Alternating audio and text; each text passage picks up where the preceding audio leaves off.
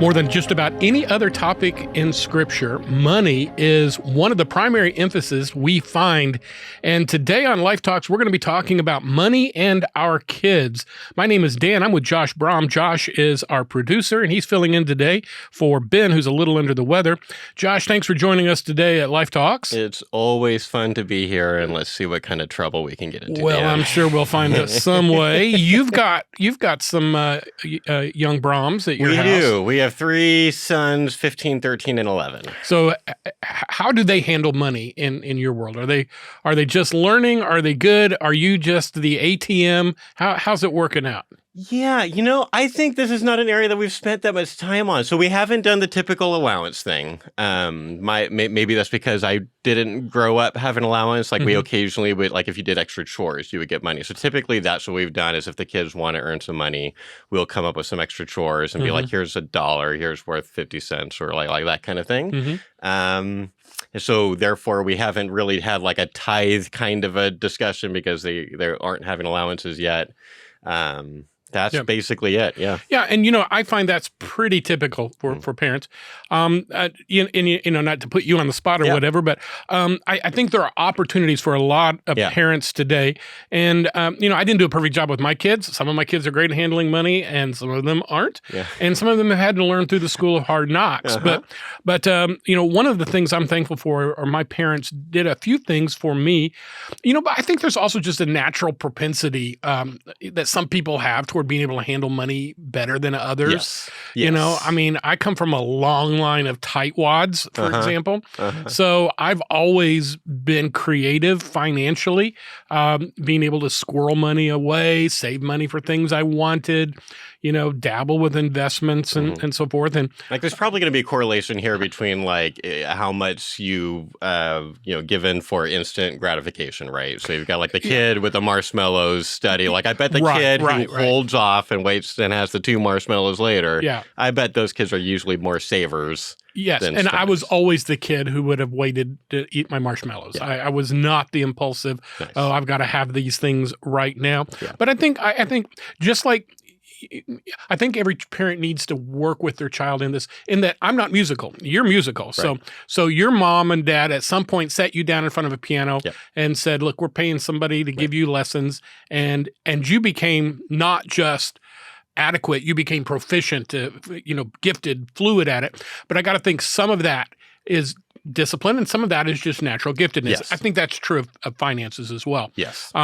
Whereas, my mom sat me down at a piano and for 6 years threw her money away, giving me lessons until the teacher begged her not to bring me back. And that was probably, both a wise financial and musical decision on their part. Sure. But so I just want to talk about this a little bit today because, I talk with a lot of Gen Zers. You would represent Gen Xers, or I think I'm technically barely Gen Y, or I'm barely millennial. So I'm born in '83. I think the cutoff is '82. So I think I'm barely a millennial almost. And thank you for making me feel ancient because I graduated from college in '83. But the reality is, every generation kind of looks at money a little differently. Like my grandparents, for instance, lived through the Great Depression. Yeah. They lived everything. My grandfather, when he died, still did not have a dryer. Because he thought it was foolish to waste money on electricity when you had a perfectly good clothesline in the backyard. Yeah. He never had an electric or a gas-powered stove or electric stove because he cut his own wood, and you get that for free on the farm. Yeah. And when he died, he left $250,000 in his savings account. So wow. So you look at that and you think, well, what I don't know if those choices were well. It might not have been the most. You can go imbalanced both directions. Yeah, but he also remembers shooting squirrels and rabbits so that he could feed his family. So that's part of it. But so let me just kind of give some practical ideas on how we can teach some kids. First thing you mentioned right off the bat is is the notion of giving kids an allowance. Yeah. And, that's kind of a mixed bag. Some people say, well, I don't want to pay my kids to do things like normal activities for a family and so forth. And I would just suggest this. Giving kids an allowance is not necessarily about paying them for being responsible members of the family, but it is truly, if you do it correctly, a way that you can teach just how to handle money and so forth. So my mom was pretty smart when she did this. She paid us, well, first of all, our first allowance was a quarter. So, not exactly. We finally got up to 50 cents. Wow. And when mom would do that, she'd pay us in nickels or eventually when we did get up to $1, it was in dimes. And I like how even then you guys weren't even using pennies. Like, what's the point? Yeah, there really wasn't never a point. Even though I can remember penny gum machines. Okay, where you got two square pieces of gum for a penny. Two, yeah, that was a big time. Ford gum machines. You were rich. I'm going down memory lane now. But the reality is, giving me an allowance was a tool that mom would use so that we could prepare. Now, for me, it didn't work because I tended to hoard mine. Yeah, and so okay. I had the quintessential piggy bank on my dresser. Yeah, and I just popped mine in there. Yeah, this would have been me too. Yeah, and plus we didn't go anywhere where I could have spent it. I mean, we lived out on the farm. There was no place to go. Yeah. But the idea of giving your kids an allowance is so that they understand that they're going to get a time in life where they're going to handle money. They're going to need to be able to do it, and the good things you can do with it, and the bad things you can do with it. At what age would you start them? I really would start at the first part where they start knowingly want things. Every 3-year-old wants a candy bar at the checkout line. Right. But beyond that, where there are things that they would like to get, some toy, some. So I'm thinking, somewhere between 5 and 8 years of age is a good time to start that. But this kind of goes to the second thing that I recommend, maybe even before an allowance, is open a savings account for them.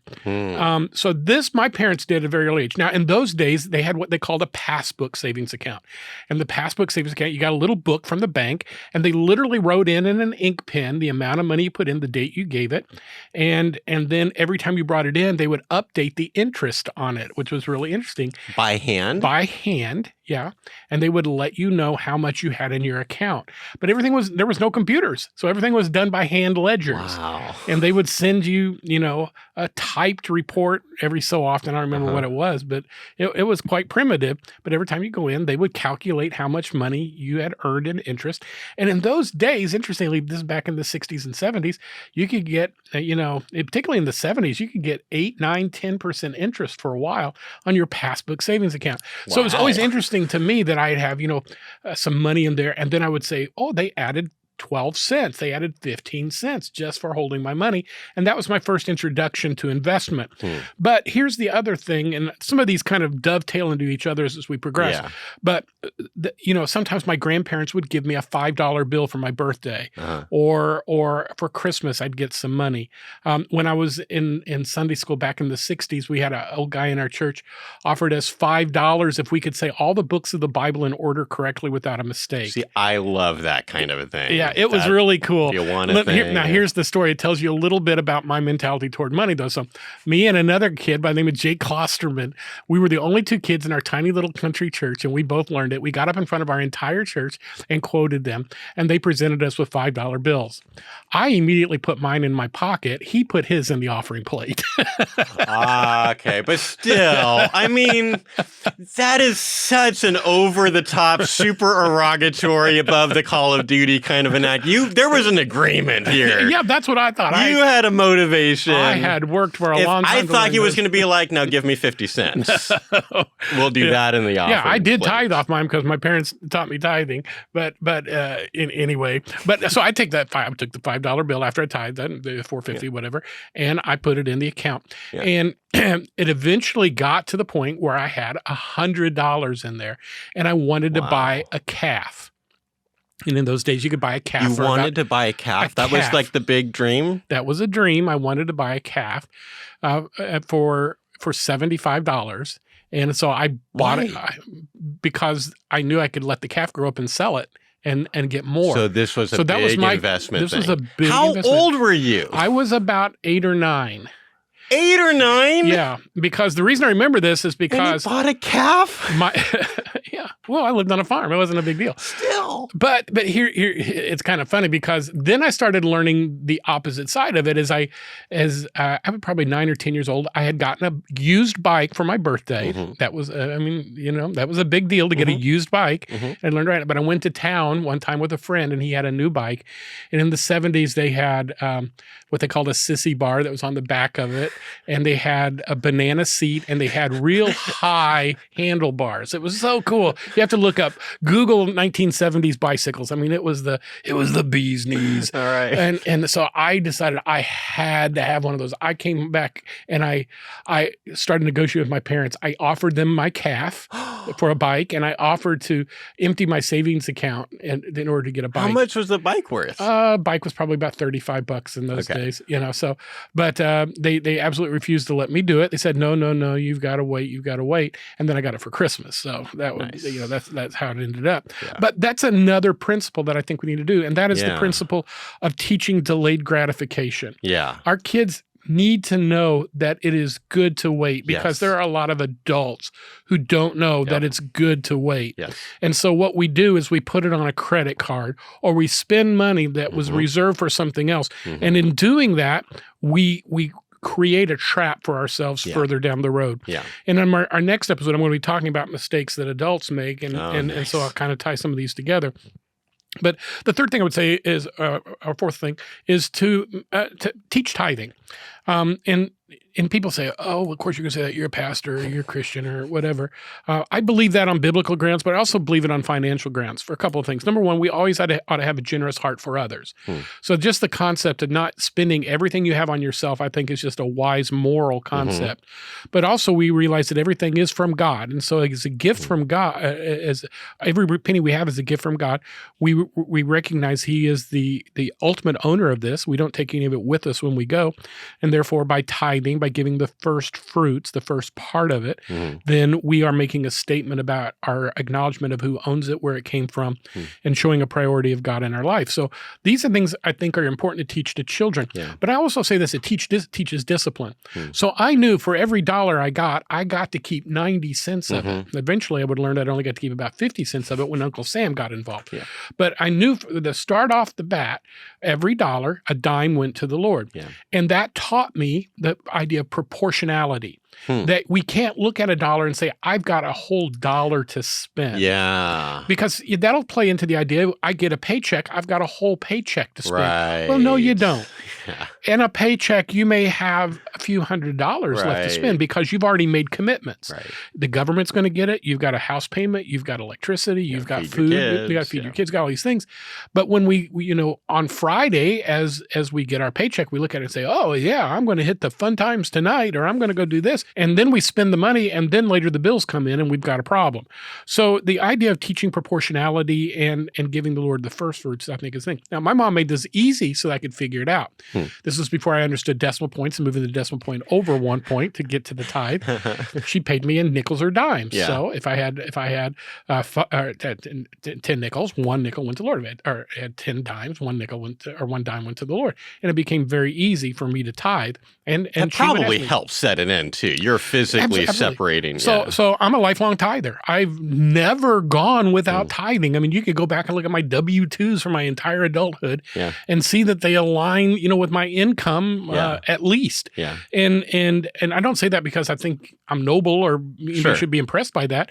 It's just how I live my life. Something that got impressed upon you at a young age, and as a result. As a result. And now I can look back at my life, and you've given hundreds of thousands of dollars to the Lord's work, and I don't even miss it. Yeah. I don't even miss it. I don't even think about it. Yeah. And I also believe that it has allowed me to live better on the remaining 90% because I approach it with discipline. And that, I think, is the Lord's special blessing to people who teach tithing or live by tithing. Yeah. You will live better on the 90% than if you kept the 100% because you're living strategically and thoughtfully. Yeah. So then the next thing, real quick. So then jumping back to when we were talking about like what we've done. So like one of the few things that we've done is with chores is they have our kids, whether we're consistent with it is a totally different thing. But the idea in the house is all the kids have certain daily chores and that's just expected. They are part of the family. And then occasionally when they've begged, we will find some extra big chore they can do to give them some money. So like, what do you think of that idea? And that's actually my next point. I think that is the wise way to do it. And by the way, you said something I think is really important. You said, not that we're always consistent with that. Yes. Because nobody is. Oh, nobody good. is. I mean, I'm sure there's some, influencer mom somewhere who's, but no, nobody is. There are times when, I'm like, Mom, where's my allowance? You haven't paid me my allowance in 6 weeks. Oh, I'm sorry, I forgot. So that's the reality. But again, taking these steps in the right direction. But there ought to be some things that you do in your family because you're part of the family. Yeah. That's and we don't get to that idea where, well, that's not my job, or how much you going to pay me. Yeah, if I had ever said to my dad, how much you going to pay me after I picked myself up off the floor? Right. Yeah, I mean, I had shaped hole in the wall. Yeah. Exactly. Like one of those cartoons. Right. But, I had to mow the grass. I didn't get paid for mowing the grass. I didn't. My sisters had to, and this sounds really sexist, but we had outdoor chores for the boy. I was the boy, and we had indoor chores for the girls. And, I had to feed the cattle. Feeding the cattle, by the way, was part of the way I had the privilege of having cattle as well. So that's pretty cool. That was the trade-off. I could keep a certain number of cattle based on the fact that I was working on the farm. I didn't get paid for working on the farm, but I did get the privilege of, having, when I went to college, I sold 7 cows, which I had. So as a side benefit to this podcast, just for any parents who are having kids complaining about their chores, just have them watch this podcast and listen to kids. Like, none of them are having to deal with having to feed cattle every day or anything like. I mean, before school, you'd have to get up and cut the ice in the wintertime because they didn't have anything to drink. And then when you came home, it got dark at 4:30. Sometimes I'd get home after it was dark and we didn't have lights in the barn. I'd have to take a battery-powered lantern down there and feed the cows in the dark. Required viewing for all Life Fellowship families. I want kids to start having to come up to you and ask about what things were like back in your day. And I look back at it, it was a great way to, I obviously didn't stay on the farm, but I think it was a good way for me to learn the work ethic. I will also say this, as soon as I could get a job in town, I did.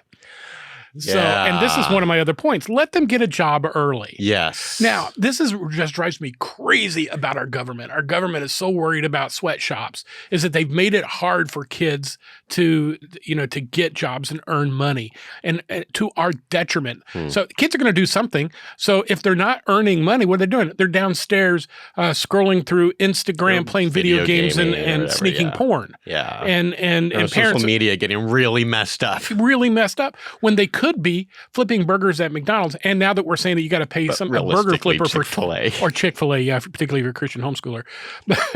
But now in California, it's $20 an hour to do that. And that's, I think, another damage thing. No teenager's worth $20 an hour. Pay them 10. And that'd be fine. Pay them 5. I used to, and again, send mail to Dan. In my day, my grandpa would pay me a nickel a bale.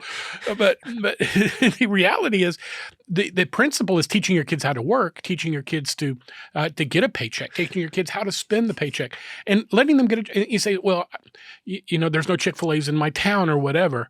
By the way, Chick-fil-A, I think that's a wonderful thing they do. They work around the government laws, and generally they're very well run. They train your kids to be polite and dress right. Yep. And, we kind of make jokes about, Christian chicken and homeschooling Chick-fil-A kids. But I got to tell you, it's far better than, letting your kid rot in the basement or having your kid work in some pagan place where they're going to be deconstructing. Yeah. So these are opportunities. But buy your kid a lawnmower. And go to the neighbor's house and teach that. Farm your kid out to other people and say, do you need somebody to rake leaves? And these are things. Or have the kid go door to door. Have the kid door to door. And by the way, I've consistently hired young people, even knowing that they probably wouldn't do as good a job, because I appreciate that kind of initiative and work ethic as well. And I've hired kids to help me in the garden. I'm old now, so I want somebody to help me with, my kids are all grown, help me with my tiller, help me doing stuff I just don't want to do anymore. Like getting the mildew off the side of my house. I'll give you $20, work for me today. Yeah. We talk, we learn, and these are important things. So get them a job early. Let them, here's a real important thing. Let them handle cash. Don't give them a debit card. Yeah. Having to part with that cold, hard cash, learning to count change. Even adults. Even adults. Oh. I mean, statistically, we know this, that you're more likely to spend money and you're likely to spend more money using a card than you are cash. Yep. I've often said this, we would have a revolution in this country if every Friday afternoon after you got paid, you had to pay your taxes in cash. But they don't. They take it out in advance. You don't really see it, so you don't feel the pain. But if you ever had to, take your $1,000 paycheck and start rolling off $100 bills and handing them to an official with the government, there'd be a revolution in this country. But that's another rant. Send your emails to dan@lifetrailer.com.